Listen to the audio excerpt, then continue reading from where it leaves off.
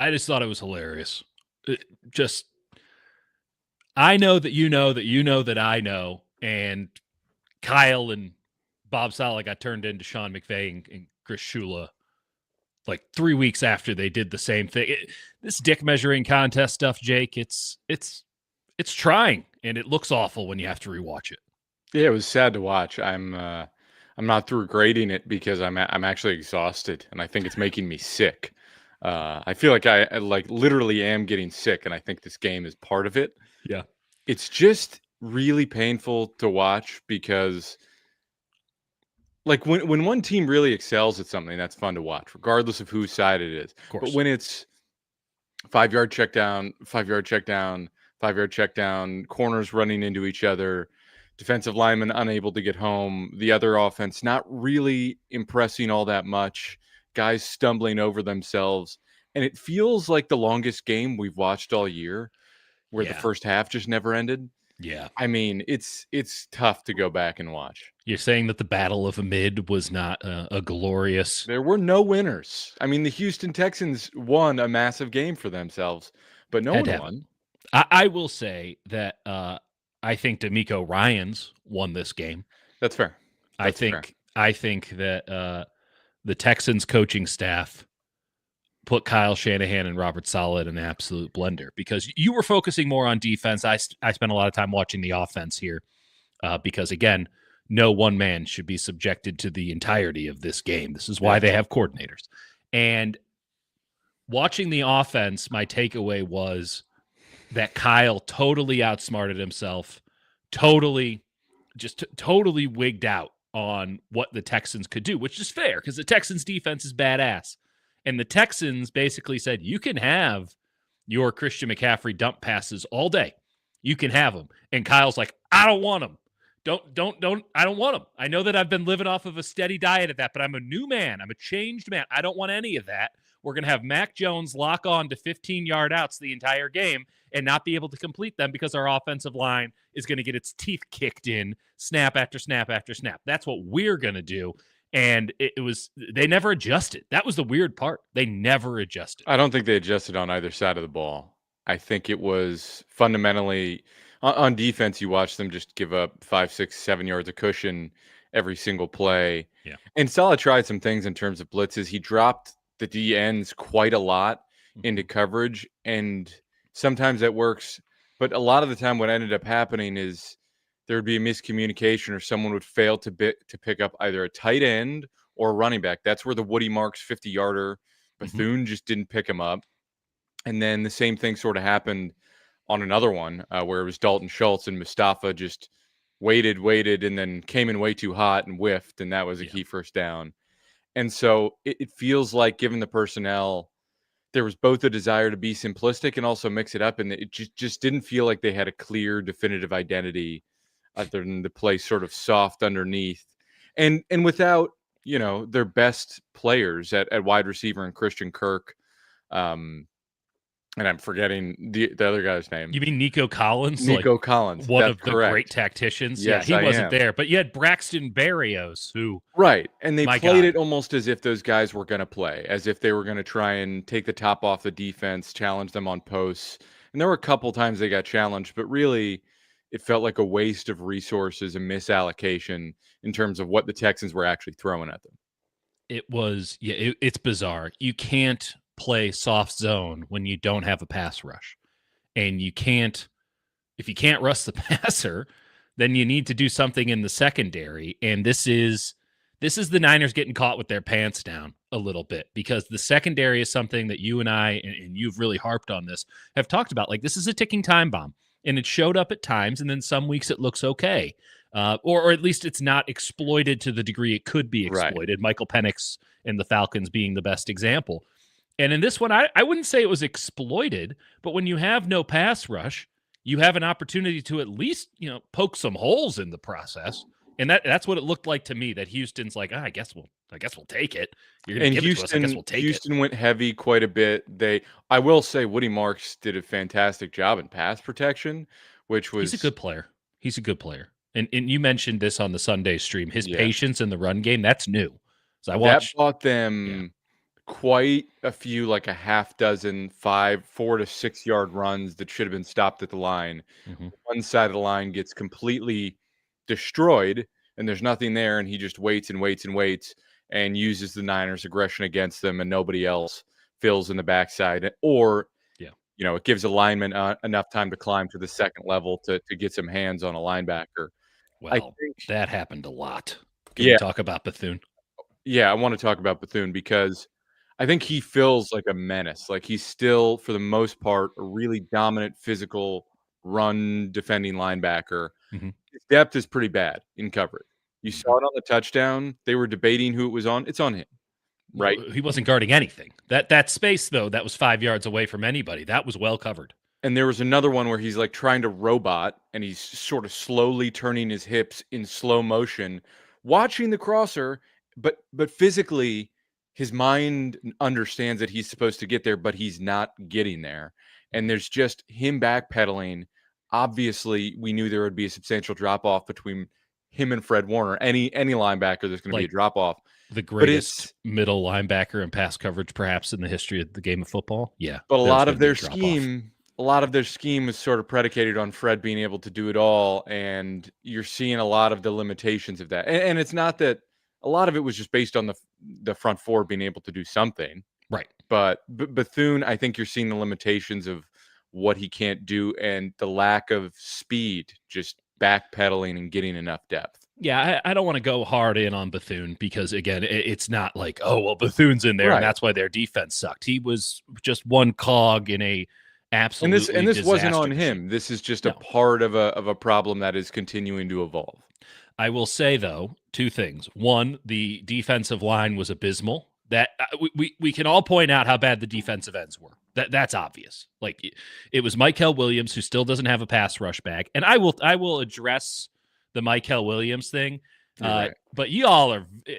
It is unbelievable how easily distracted, and It's also funny just the week to week nature of deciding who a it's player is just based on their laughable. last performance. That's I started off the show saying it was hilarious that Kyle got into a dick measuring contest and lost when that's like kind of what he has done a couple of Right. times this year. That is actually more funny, and we'll address it later on in the show because it requires some. It requires a bit of separation. I don't want to muddle up the other stuff with Bethune. Back with Bethune, the defensive line's doing nothing to clear it up for him. This is something we saw Yep. last year with Fred. He's smaller. And the other thing that I really, so he's getting washed out again and again and again. I know he's filling the gaps. He's in the gap. It doesn't really matter, though, if the offensive lineman has him and is using him like a front facing backpack. That's what it looked like a lot of times. The other thing is, I don't think that Bethune has the physical skill set to be a great backpedaler, but positionally, he seems a step or two in front of where he should be consistently. And what that tells me, and maybe this is a one game thing because it really hadn't shown up in the past 2 games, though maybe you can make the argument in Tampa Bay, I'm giving him a pass on that one. But that tells me that because he knows that these linemen are coming to get him, that he's cheating, that he's going and he's trying to be 2 steps ahead. And if he's 2 steps ahead, then maybe he can split that gap and maybe he can get into the backfield because he knows if someone gets hands on him, it's game over for him. This is ironically, or perhaps coincidentally, something we've talked about a tremendous amount with a guy who doesn't play for this football team. And there are issues at hand there. Tatum Bethune is a much better football player. He provides much more value. And he can slip those blocks, but he But he also didn't do it in this game. he did a couple times, but it was after the runs 4 or 5 yards. It's just it's a tough assignment. It's a tough Yeah. assignment, but part of it, and I think we haven't talked about this enough, Hmm. is right. Defensive tackle was, I think, the number one thing going into the season where we bet on this is the plan. We're going to get CJ West, we're going to get Alfred Collins, and they're going to fix our defensive tackle woes. And you've got Jordan Elliott, who's been much better than he was last year, but still up and down and is now injured. Yep. And you have Kalia Davis, who has 1 or 2 or 3 splash plays a game. And then I watched one right before we hopped on where I think it was maybe the worst rep I've ever seen from him, where he just flew about 5 yards away from the play. And I mean, you can't live like that. You can't live like that if even one of your defensive tackles is half the time getting thrown out of the room.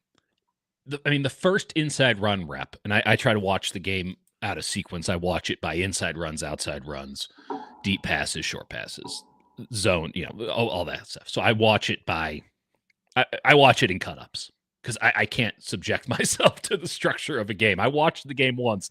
I don't need to know, well, they went with a pass after that. I can certainly reference that. So I just want to see what they did and be able to hone in on things. The first rep of the game, you see Kalia Davis get thrown 5 yards. I think he had multiple 5 yards out of the play things. You're like, here's your gap. You're going to cover the A gap. And he's like, what if I did the C gap, but it wasn't my choice? That happened twice now. Go to 8:20 in the third quarter if you're bored and watch truly one of the worst reps I've ever seen from him. And again, it's not to say that, Kalia Davis had a bad game, so they had a bad game. No, it is, again, simply none of the defensive tackles played well. Not a one of them. Kevin Givens got depleted by British Brooks, a fullback, who played like one snap in the game and made it count. My God. That man. You don't come back from that. Like, I don't know if when you're a coach after a game like that, and we don't put on our coaches' hats enough, not that we have much or any experience in the coaching realm. At least we can. I've managed quite a few Madden franchises. Right. As a fantasy football team owner, I've run a program in NCAA football. Yeah. Although I'm more of a recruiter. Listen, I'm more of the scheme guy. I'm just praying that we can get enough 2-stars in to make something out of this triple option offense. Regardless, that was for the 5 days that I was able to play that. Regardless, it is. I don't even remember where I was going. Coach's hat. Sorry. Coach's hat. Yeah, you got there. I got thinking about Akron. So some coaches will, put on all the bad reps, and even like that Kevin Givens one where he gets totally depleted by British Brooks third quarter. Do you try to put that in there as ha, we're having fun, sometimes you get blown up, or do you never show that to anybody because it was such a bad game that there's no humor to be found? I'm fascinated to see. I think that's a play you probably play, and you look at Kevin Givens in the face and you let it play 2 or 3 more times. You don't say a word. What happened here? You just stare him and then you move on. You don't say a word because nothing needs to be said about that. But that's a tough rep to watch. It was, and there were a lot of them, right? Like there were, I'd say 6 or 7 before I got to that where I'm like, oh, this is negative teach tape. And there's an element of, not an element, like a major component of this is, one, you're depleted. Fundamentally, you're depleted. That's like the number one point. But once you get to that point, and third and fourth, and then the offense is getting kicked off the field after 3 plays every single time. So you're dealing with a long drive. You're like, all right, we got a second to breathe here. Nope. You're back on the field, and they're not going to make it a quick one. They're going to make it an ugly 11-play drive that's going to suck for everyone involved.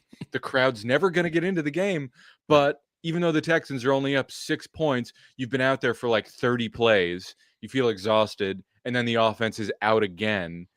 It's tough. Not my biggest takeaway. There were many takeaways.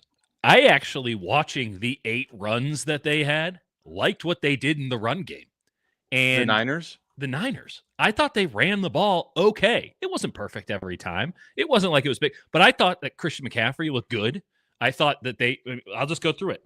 They ran power, split zone, another split zone, a draw and duo. End of game. Like, they ran the gap stuff. It still worked. And it was a great case in point of Kyle overthinking this thing. Right. And one of the criticisms that I will accept on Kyle Shanahan, who is unquestionably a great coach, who had a bad game. But one of the criticisms I will accept is that he's a front runner.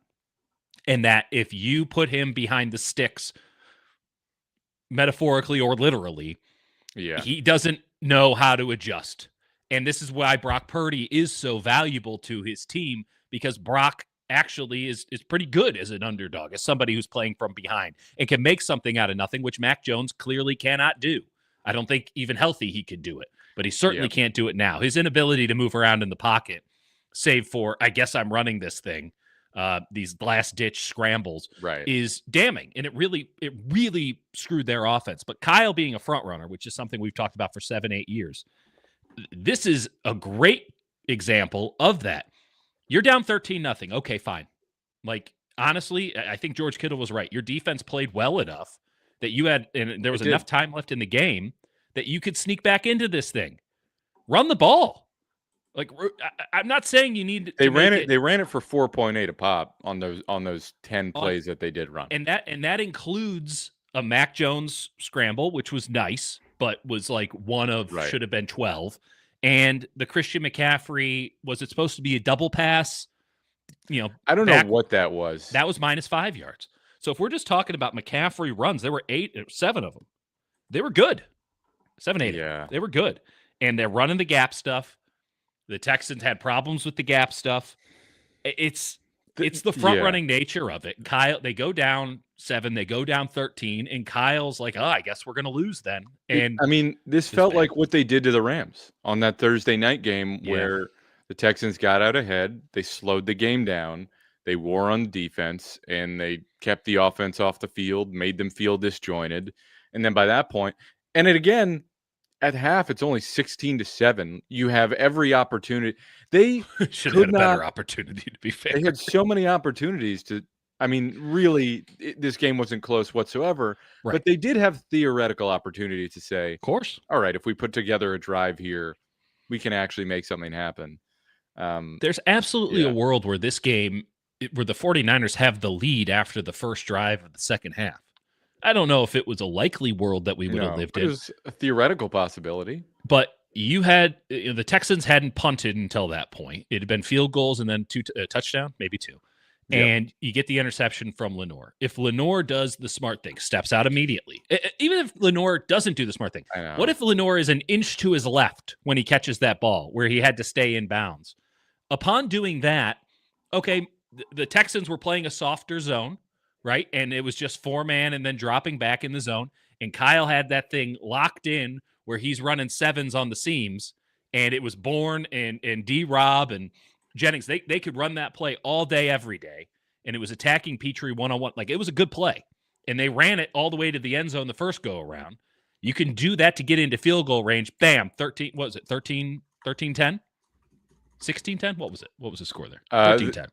No, it was not 13-10. At halftime. It was 16-7, I think, at half. 16-7. Okay, so 16-10. You get the ball back, and it feels, I mean, there's some weight to that there. Whereas the Texans feel like, we got away with one, and then they come out, and I think they went 3-and-out on their first series. Like, I know that that's not the game. The game was much larger than that. The game certainly was controlled by the Houston Texans, but when they give you a window, you got to take it and see if, putting in that shiv can just move something in a bigger way. And they just didn't do that at all. And again, I think you're right. Like, as much as the game plan from the Houston Texans was very similar to the game plan that the Niners ran against the Atlanta Falcons last week, they kind of just used that game plan. Feel-wise, and I think almost emotionally wise, this game was 49ers against the Rams a couple weeks back, where the Niners weaponized time of possession, dominated the ball, and turned it into a dick measuring contest. Yeah, I think they're at a spot where I think you almost have to approach it where after this week, they need to try and get a week against the Giants, a win against the Giants. We'll talk about it on Thursday. Right. And then you try and sort of reset fundamentally what the season is, playing the Rams the week after, and bring back Brock. And it is right here. They get one more game to scheme away these problems. After that, you need to get real weird real fast. That was my note. We are on the same page, my friend. It's looking bleak right now. I don't know what they're going to do at defensive end fundamentally. Travis Gibson's gone. Not that he was helping it a ton, but he was at least an NFL body with experience. Can you explain what happened with Gibson? No, I don't really. I think they just who signed him? I forget. Somebody claimed him off the practice squad. He was out of elevations. They didn't seem that excited about him. Dumb. So that's dumb. I guess it's going to be. Get ready to learn Robert Beal. Get ready to learn the Bengals. Thank you, Nevin. The Bengals. I mean, Well, yeah, I think or the Panthers. Who cares? Does it matter? No, Someone he picked went him to up. some sort of a cat. Yeah, he's gone. It is. Listen, the fact that we're talking about Travis Gibson as like an actual loss highlights everything. That tells you all you need to know. Right. That like legitimately, that's a big deal because William Yeah. Bradley King is next up and Robert Beal is next up, and now you're asking Mike, and this. Let's just get into it now. Now you're asking a 20-year-old Michael Williams, 20 years old, to be not just your run stopper and your fun Right. little toy. Now you're asking him to be what, To your do entire defensive line? Yeah, So to do everything, every single thing on I mean, they lined him up at every technique in this game. yeah, I think in every game this season they've lined him up at every technique. Yeah, he'd missed a couple of zeros, to be fair, Sure. but like it was, yeah, it is laughable that people are now coming in and being like, "Oh, Mike Hill's not very good, is he?" It's like, no, he is very good. What you've done is now you've shifted the goalposts on what you needed. The Right. 49ers were never under any He was supposed to be your number 3 behind Bosa and Huff as a pass rusher with Yetur Gross-Matos mixed in, and now those top 3 guys are all out. dead. And you had hoped they sort of recognized pretty early that he was better at rushing interior than on the outside. Yeah. And they still mix him in, but they had to play him on the outside quite a bit.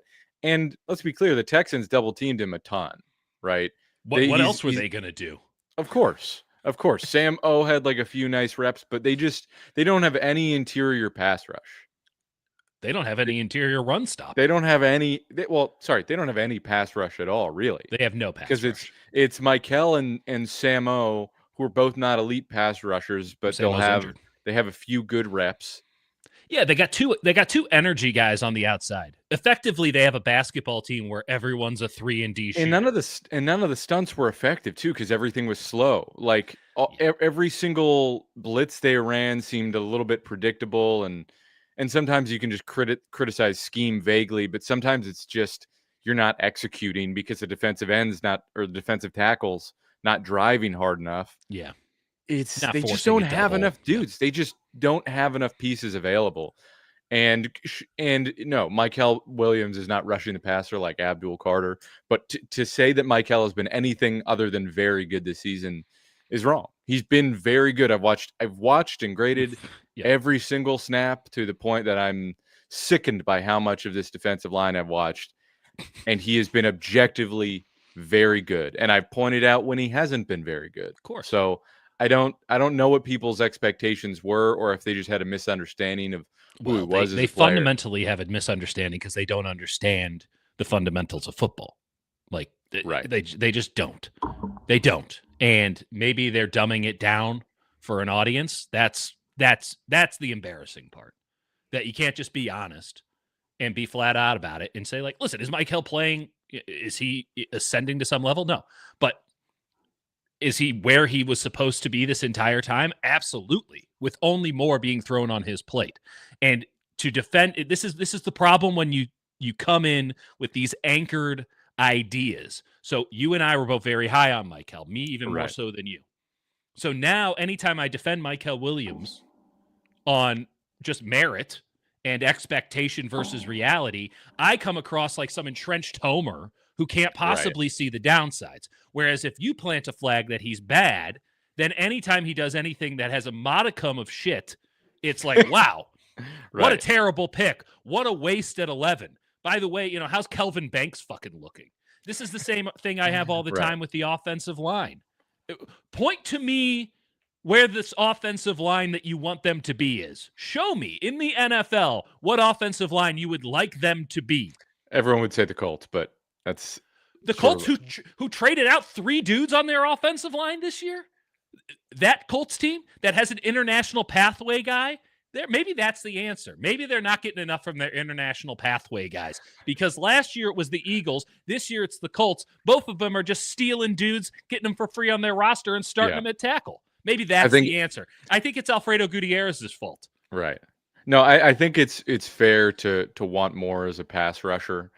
Of because course. he's clearly has miles to go as a pass rusher. It's a very, very basic attack I where it's think that's a power. stretch. I, I mean, he's got ways to go, but I also have seen growth in his attack. But it's also tough 100%. when offensive lines are throwing two guys at you every snap, and I there's think, just not yeah. much other push. I think any coach who would watch this would understand that this 20-year-old, 20 years old, is being double teamed consistently since week 1 of the NFL season and go, oh, you must be pretty good. Do you think they throw? I mean, now it doesn't matter because there's nobody else to double team. But do you think he was getting double teamed consistently from week 1 to week 3 when Nick Bosa was on the field because he sucks or because that's some sort of tactical advantage? What are we talking about? He single-handedly, again, that is the incorrect word. I should be specific. But he was as fundamental as anybody in turning the Niners, when they were healthy, into a legitimately good run defense. Yeah, they couldn't play the run at all last year. They just Yes. fundamentally couldn't. And all of these things that we see with their defensive tackles now, okay, yeah, Bosa had a lot to do with it, and Fred Warner behind it makes a lot of help. It helps a lot too. No one's arguing those points. Like, that's obvious. But the idea that Nick Bosa was on that line last year and Fred Warner was out there last year, and the defensive tackles still suck. Do you think these defensive tackles are good, bad, or they just had a bad game? The answer is probably they're not very good yet. They need a lot of time to come along, but Michael Williams and Nick Bosa covered their ass. And then Michael kept covering their ass. And then at a certain point, the asses couldn't get covered anymore because there weren't enough asses. And it's a bad metaphor, but you know where I'm going. Yeah, I want to get to the secondary briefly, and then we can, I think, move into questions unless there's anything else you want to hit. I think the secondary just looks worse and worse every week. I think we are both huge fans of Malik Mustafa. I was extremely high on him coming out of the draft. He is coming back from knee surgery and didn't have a training camp, and it will take him time to look right. But right now, he doesn't look right in terms of his coverage. He's on the back foot. He's a step slow to trigger. Sometimes he's not a step slow to trigger, and he's downhill in a second. Yeah. But he does not look very comfortable right now in coverage. And I think the entire secondary generally looks uncomfortable. There were at least 3 times in this game that I watched a combination of Upton Stout, Renardo Green, Lenore like run into each other. There was just when the Texans would run trips and they would have bunch formations and get any sort of rub, the amount of times those guys ran into each other was unfathomable. There was just I don't know what it is. And it's hard to pinpoint a problem because again, I don't know exactly what they're running every single play. I won't pretend I do.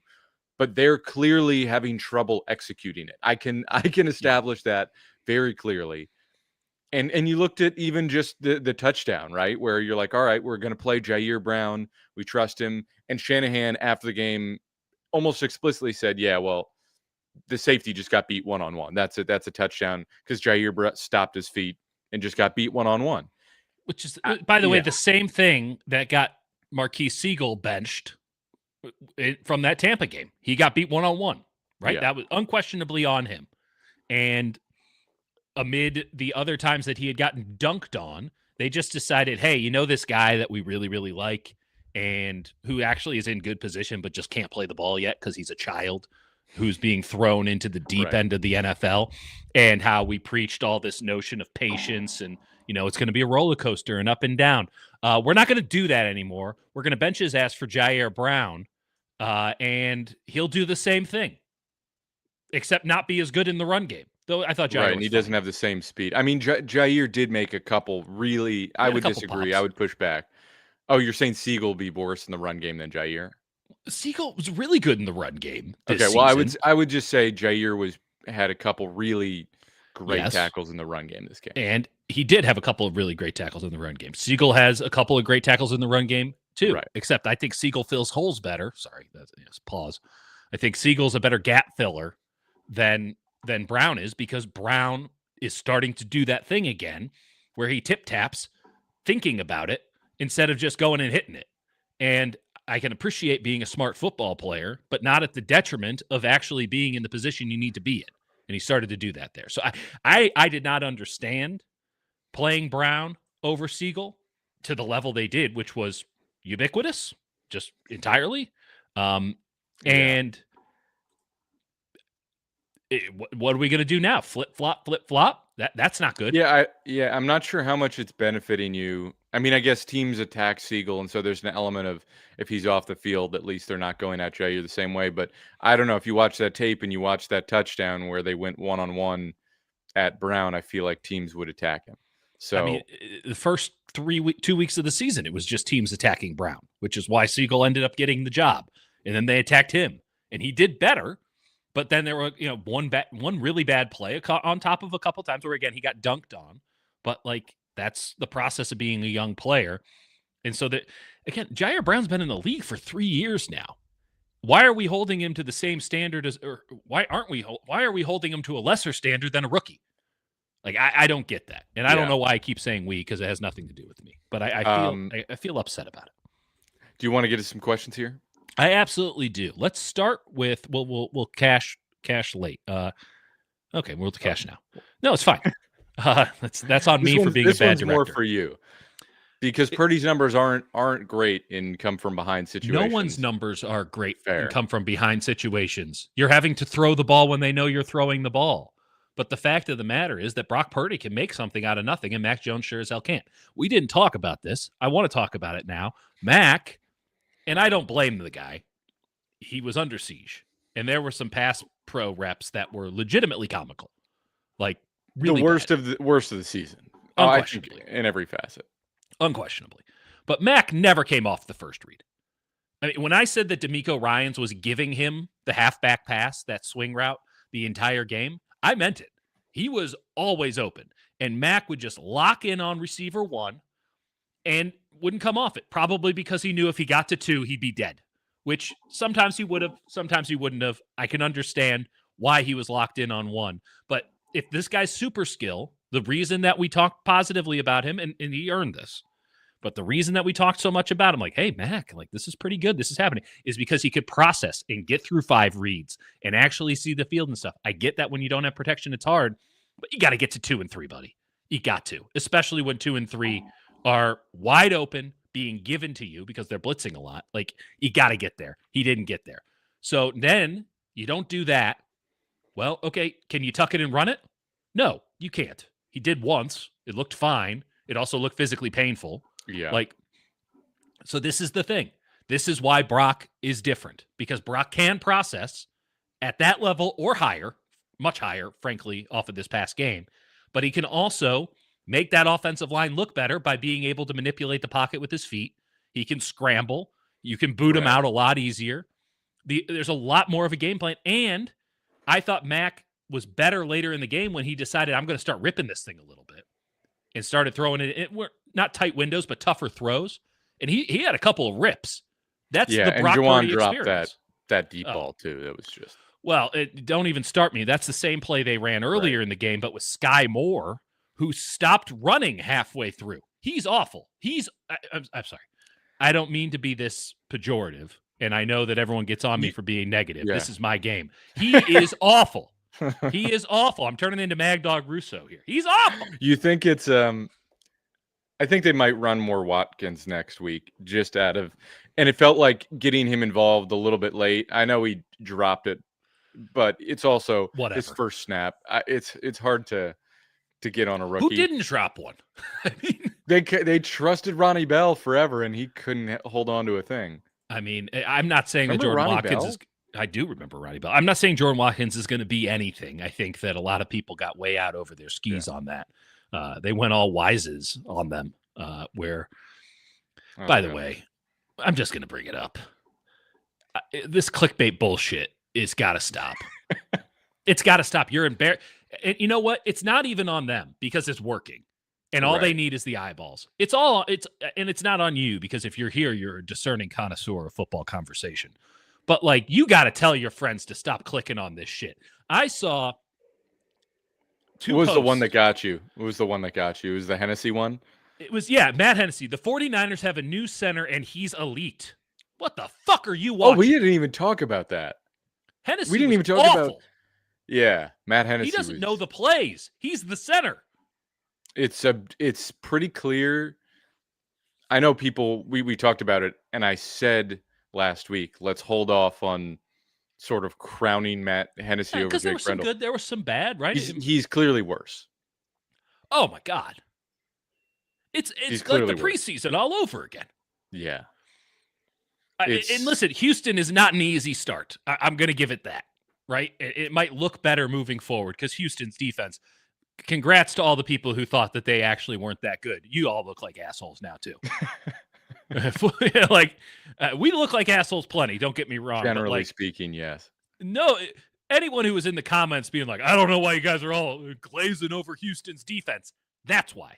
But yeah, Henry Will To'o Anderson To'o, towards the end of that game was just started winning every single rep in a way that was pretty comical. Jake, there were 2 reps in this game that I noted, and I'm sure there were more. Was one of them the one I posted where both tackles got driven into Mac Jones, and then both the center and left guard also lost, and Pooney was the only one who held up? That was a good one. There were 2 other ones. There were 2 plays. One was Danielle Hunter. I believe it was Hunter. Sorry, I only watched on the all 20, the high one. One was Hunter. The other one was 72, the defensive tackle. I forget his name. Maybe it was Togiai. Was it Togiai where he got through the middle? Togiai got into the backfield so fast and had Mac Jones squared up, right? And Mac could have sacked him, and Mac went. There was a freeze frame moment. He could have broken every rib in his body on a legal tackle. Like, it couldn't have been easier. He was a crash test dummy standing there. And and he just went, oh, it's a trap. And he stopped running at the quarterback because he thought it was a jailbreak screen. It wasn't. It was just horrible blocking.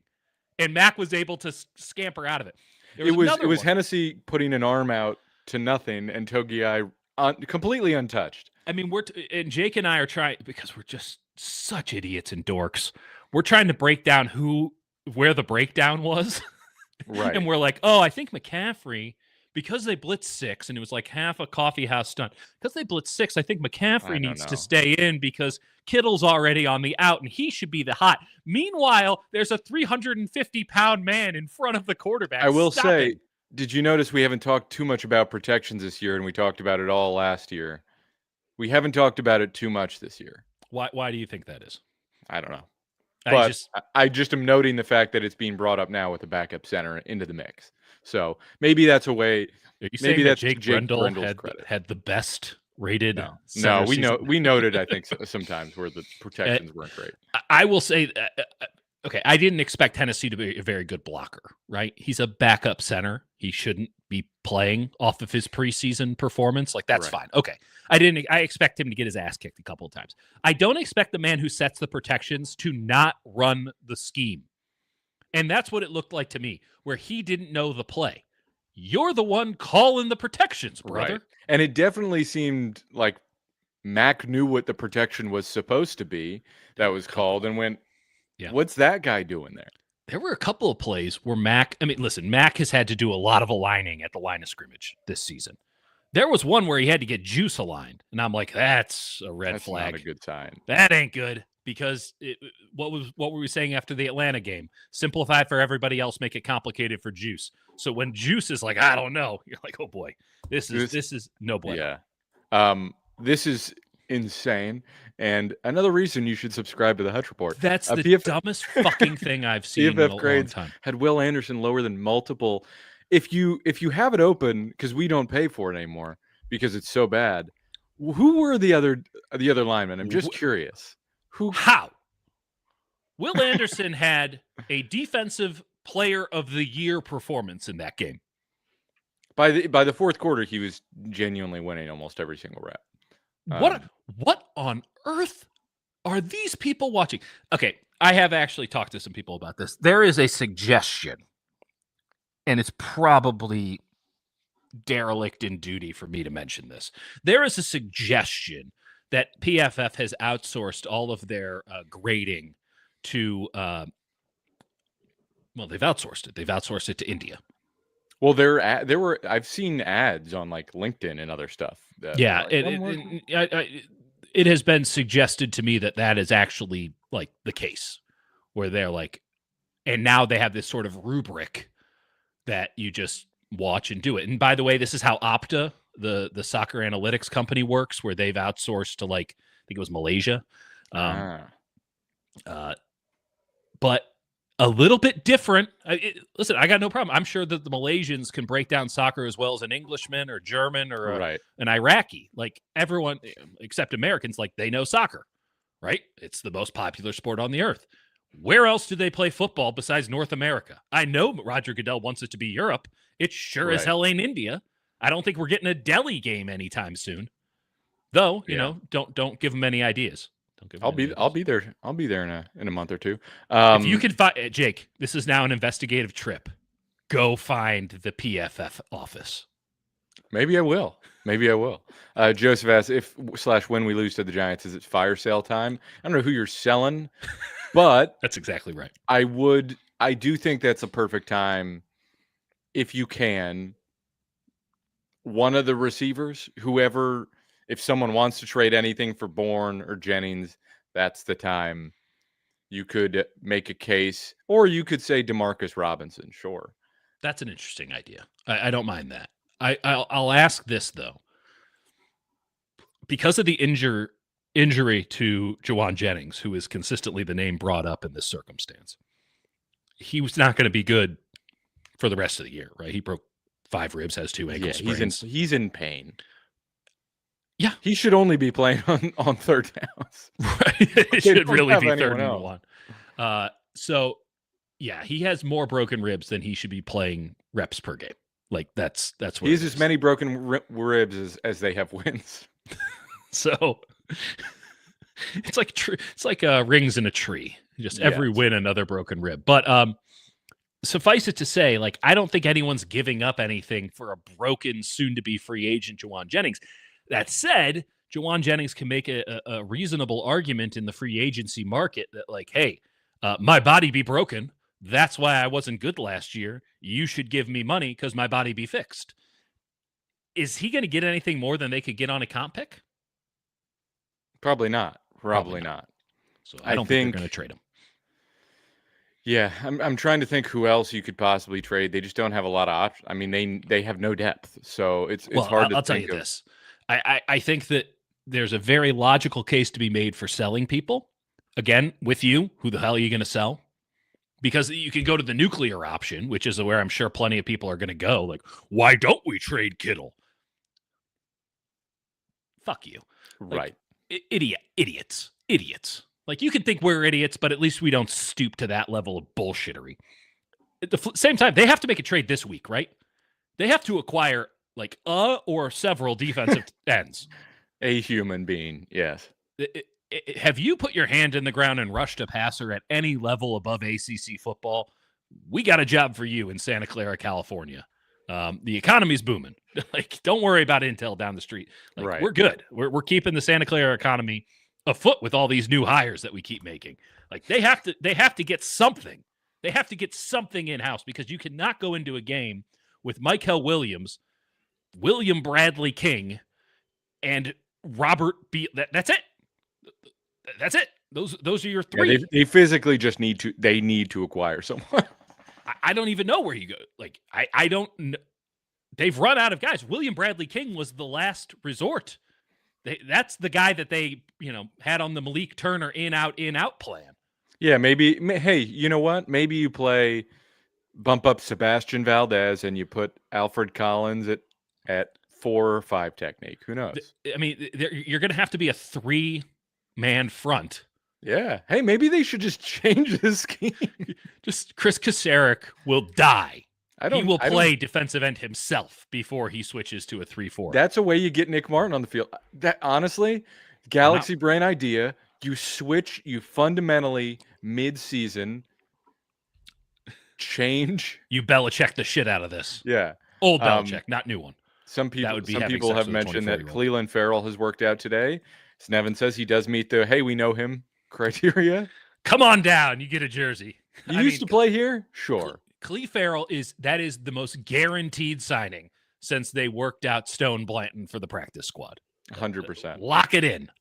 Yeah. He's already on the roster in my mind. So that's one. You need 3 more. You need 3 more. Symmetry points out that Yeah, it is clear that YGM does actually exist and is missed. Even in his very limited snaps, he was doing a real job as a pass rusher. Part of that was over the guards. Most of it was over the guards, but he was doing a really good job. They can't I was do pretty anything impressed. cool and interesting and different. They can't make any. They cannot create any chaos because they don't have their house in order because they don't have enough dudes. And Yes. so YGM actually is probably, you might think, and listen, I think it's an accurate and fair take. But the thing is, we have never seen YGM in just a straight, can you do a normal person's job role. Right. We've only seen him in the let's get really weird and throw him out there like a Harlem Globetrotter. Remember the role. start of the season where they just had They're just doing all cool these guys shit. doing cool shit? It's tough when you don't have any players left. You can't do cool shit when you don't have cool players. Yeah. How many times have I said that on the show? At least 5. Let's go.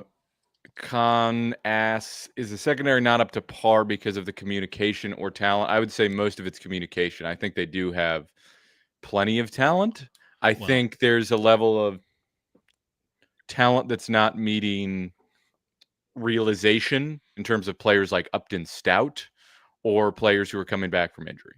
Or this guy, Diamador Lenore, who, I mean, he had It's a not good good. rep against Jaden Higgins down the sideline. He had a he'll pick. give you a good rep. He'll give you a good rep. He'll also give you, 20 yards of penalties a game and some absolute disaster class. There was one that Upton Stout just got. He committed a holding penalty because he got rocked so hard off the line of scrimmage, like 10 yards down the field, that he just held the guy because otherwise he would have fallen straight on his ass. So he had to hold on.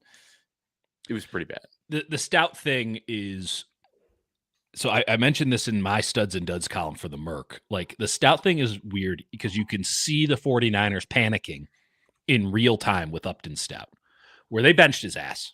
Third quarter? Maybe I think he got hurt. He got hurt. This is what we had last time where we said he got benched and then he was hurt, which happens multiple times a game because he's smaller than I am. Fair. Well, regardless, he had been playing to the point where it was a fair assumption that he had been benched, right? It's not like did they really? It's like I think they benched him. I think he's not out there. That makes sense given how he had played. The same time, he also pops on tape every now and again. He's just popping in both directions. And this is what you would have expected. And we talked about this early in the season when everyone was playing really well. I'm sorry. Do we need to? I need to pull this up because Benali finally came back.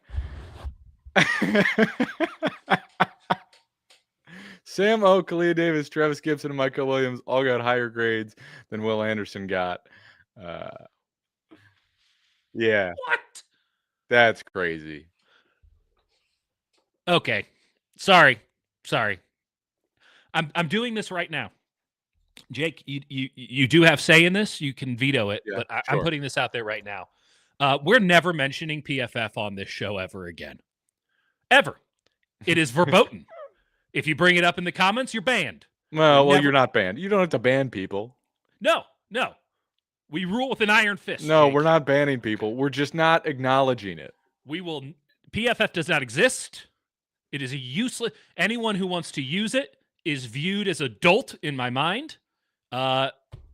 Which, get in line. Like, Jesus Christ. What? That's more offensive than the Mike Hell grades early in the season.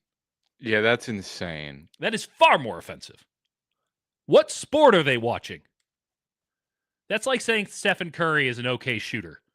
Like, what are we talking about? Shohei Ohtani, he's okay. By the way, I had to explain Shohei Ohtani to my mother. How did that go? It was incredible. I don't think that we do this enough where we just put ourselves in the mindset of somebody who doesn't know anything about this and doesn't really care. And having to explain Shohei Ohtani was really enlightening because I'm like, and she's like, oh, and he pitches? Is he any good at that? I'm like, he's awesome at that. So he's the best hitter in baseball. And he's like one of the 20 best pitchers. And he kind of makes all the other baseball players look like shitty athletes. And unfortunately, he's also like adorable. Yeah, he's the best. He's the best. He might have a gambling problem, but who? Sure. That's America, Yeah. By the way, I went to Japan and every poster is just him, like he is the president. He's just wearing like a nondescript suit, not really advertising a product. It's just him, Ohtani. just him, and it's they're like, "That's our it's like president." Bluey's the president of Australia. Exactly. Joe Paroline. You just I currently have a Shohei Ohtani sponsored thing in my fridge. You also just reminded me that we haven't done our thing. Worst game you've ever seen? Worst game you've ever seen. Go. So mine, of course, I have to answer this in more of a nostalgic, stupid way. Love it. But mine will be June 8th, 2003. The Mariners beat my New York Mets. The first baseball game I ever saw. The Mariners beat the New York Mets 13-1, featuring a solo shot from Cliff Floyd. But what I remember most about it is it was two things. One, it was the first of a doubleheader. Nice. First of a doubleheader. I said, can we stay for the second half of the doubleheader? Our tickets are valid for both. My parents went, not a shot in hell. We're going home. We're going home. I remember seeing Ichiro, which was incredible. And I also remember there was I think someone intentionally let a ball drop. It was like a pop fly, and they intentionally let a ball drop and then like turned 2 on the Mets. And I went, our team's not very good, is it, Mom? And she went, no, we have a third baseman named Ty Wigington. I can read you let me read you the starting lineup. We got Roger Cedeno. I remember him. Ty Wigington, Roberto Alomar, classic. Cliff Floyd, the sweatiest head I've ever seen on a human in my life. Jeremy Burnitz, who's my go-to trivia answer for anything related to Mets and Mariners. Love it. Jason Phillips, Vance Wilson, Joe McEwing, and Al Leiter, who gave up 8 runs in 2 innings. They just kept him in there. You get to suffer. That's brutal. What's yours? What's your worst game ever? I'm having. I am preternaturally good. As negative as I am as a person, I'm very good at wiping out a lot of context on the negative games. Like I will forget. I will Men in Black having watched it. I'll give you 2. One, which is honestly the most like deflating thing I've ever seen firsthand. Oh fuck, there's a third one. Okay. On the thresholds, worst game I've ever been to and experienced. Mizzou played Kansas State. It was 38 degrees and raining heavily the entire game. I don't remember anything that happened. It's the coldest I've ever been in my life. That was it. I don't remember if Mizzou won or lost. It didn't matter. Yeah. It didn't matter. That is the worst weather I've ever been in. And I've been in some I grew up in Chicago. Like I've been in hurricanes. I've been in some nasty stuff. I can go back. Freezing rain is the worst feeling in the world. If it was 5 degrees colder, it would have been the most glorious, frolicking day. And instead, it was just a steady 38 and raining. Happy birthday. It stays with you for like 2 days. Yeah, no, it stayed with me my entire life. Worst game that I've covered. There are a lot of these. I've wiped out most of the 2017 So have I. I forget a lot. People mention stuff that happens in some 49ers games, and I go, I have no recollection of this, and I was there. I would just blanket statement. Any CJ Beathard game is a good one. Yeah. The Trey Lance Chicago Soup Bowl. Oh, that was a bad one. You could also go the 9-0 Niners. I think it was 9-0 Niners win in Washington. Yeah, but that was at least like fun bad. Like that was also the day my daughter was born. So the day before. So you were remembering something else? That I remember I remember finishing my column for that game and turning to my wife and saying, "Okay, we can go have a baby now." That was the prerequisite. That's great. Sorry, Joseph asked another question. 1v Russ trick shot, last 2 wins. I'm obviously destroying Dieter in this. I think I don't understand the question. I legitimately don't understand the question. You never played Call of Duty? No. I'm very bad with the other joystick. I get dizzy. Like I have I legitimately get dizzy. I can't run and aim at the same time. Couldn't do it. That's your answer, folks. So I'd win, obviously. Meanwhile, I used to do. Every one of my friends used to sneak home after middle school and we do quick scopes. After school, and then I would listen for when the garage opened because I wasn't allowed to play Xbox during the week. Right. And my mom would hide the controllers, but I would find them. So then I would listen to the garage and go run, Yeah, Get and that then shit run outta here. upstairs. She's like, "What are you doing in the basement?" I'm like, "Doing my homework down here." Masturbating. Just masturbating. Yeah. So, no, my buddies would all play Halo. I was a PlayStation guy because heaven forbid I ever fit in. And so I didn't. But my game in Halo was they'd be like, "Hey, dude, you want to play?" And I'm like, "I'm not very good." So I'd just run around. And you could never get me. I was really good at that. I was really good at running around. Learned those maps quick. Okay. That's the worst game I've ever been to. Worst game I've ever covered. Any CJ Beathard game does get a blanket statement of yes. But also 2023 NFC Championship game. That game was supposed to be awesome. And then it just immediately was not. And we just had to suffer through all of the possibilities coming to pass. And they were not good possibilities. Was this yes. It's like you're in Philly. You're amped for this game. And it's why that game the next year felt so big. Like, it's why that 24 regular season game was humongous. Because, like, it's the NFC Championship game. That should feel humongous. And for Brock Purdy's arm to be... For them to put him back out there because... The fact that Kyle didn't let Juice just run the triple option still makes me mad. They're still kind of pissed. I mean, I talked to a lot of guys in that locker room afterwards, and they were, and this is why I will give a lot of deference to that. Like the guys in that locker room after that game, pros. And I remember who wasn't, and I remember who was. Like pros. And Debo, for as much as I got on Debo late, pro at the end of that game. And that's why he wore the C. Don't look into anything further I said on that note. Regardless, it was just absolutely humongous because they felt like they had the game plan for that game and they could just never manifest anything. And it was like watching the Make-A-Wish kid actually have to play a competitive basketball game when they just wanted to go one-on-one with like LeBron. And LeBron's like, no, who was it? Was it Cardale Jones who would go play video games with kids in the hospital and whoop their ass like 120-0? Yeah, I mean, I think didn't LeBron do that? I don't know. No, I think it was Cardale Jones, which is that's like a fun quirk. But imagine like if he wasn't like a goofy guy. Like imagine if like he's on TV now, pretty funny. Cardale Jones. Yeah, Cardale Jones is like doing TV on Saturdays. It's very interesting. Okay, and then there was one more. No, don't have it. Forget it. That's it. All right. Well, one more thing. Good. Someone at Pooney was better this week, and someone asked, Chuck said, would you place Barch at left guard and Burford at right guard to let Pooney rest his week? I think I would just keep Pooney as it is. He was better this week, but not incredible. They'll play Barch over Colby. I think they should. All right. Go. Okay. End of stream. Bye.